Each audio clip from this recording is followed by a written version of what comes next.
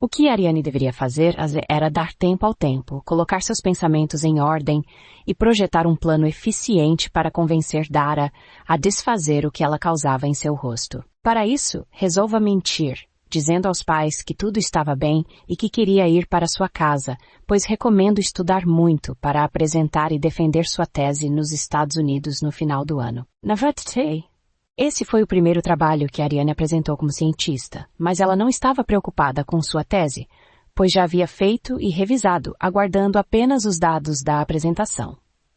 Chegando em casa, fingiu estar de bom humor e que nada tinha acontecido, mas trazia dentro de si mais do que sede de vingança, uma sensação de que a partir do ocorrido jamais seria a mesma pessoa. Não por ter se tornado má, pelo contrário, continuava sendo a moça doce e de bom caráter.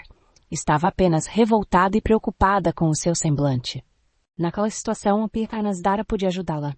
Iria encontrá-la fosse onde fosse e a obrigaria a desfazer o que tinha feito, pois se tratava de um crime bárbaro e não era justo que ela permanecesse impune. Ariane não sabia exatamente o que devia fazer quando estivesse frente a frente com Dara e pensou em contar aos pais o que realmente tinha ocorrido, mas sabia que eles não acreditariam na sua versão.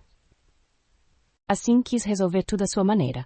Voltou a fazer suas pesquisas como de costume.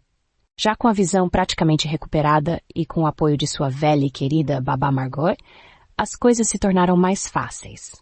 Sua rotina não era mais a habitual, agora precisava se recuperar dos fatos ocorridos, dando prioridade ao seu plano de procurar Dara. Antes de retornar para casa, quando se dirigia ao cavalo, quase foi derrubada por 2 aves de plumagem preta.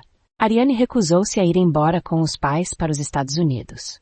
No dia seguinte, após a saída deles, comentou com Margot a decepção que teve com a atitude dos pais de terem partido deixando-a naquele estado. Margot, eu não esperava essa atitude dos meus pais. Partiram me deixando nessa situação. Você está bem, Ariane, está apenas estressada.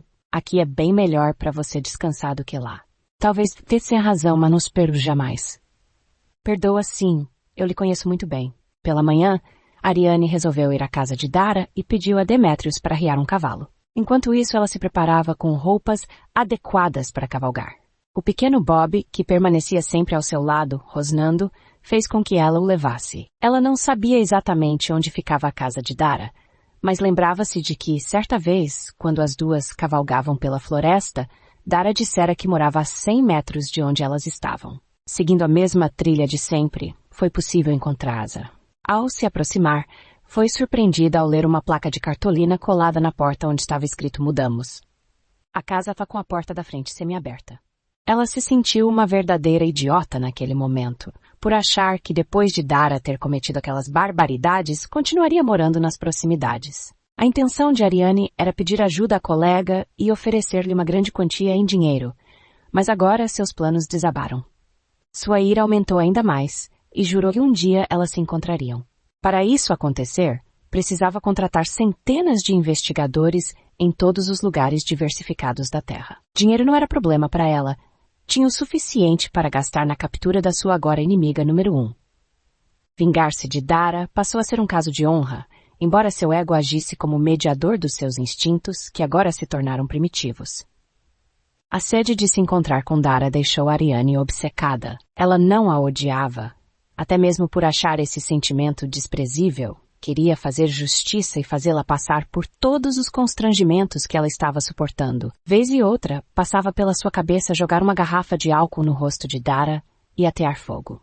Ariane não era capaz de chegar a esse extremo. Ainda montada e com seu cachorrinho no colo, seus olhos percorreram os arredores da casa, daquela que um dia foi a sua melhor amiga. Era uma casa velha com telhado úmido e cheio de folhas secas. Tinha aspecto sombrio, estava escondida sob algumas árvores. E aos fundos corria um pequeno riacho, cuja água estava poluída com latas de conservas abertas e sacos de plástico. De cabeça baixa, remoendo sua frustração, acariciava a cabeça de Bob e falava baixinho. E agora, meu amiguinho, o que farei?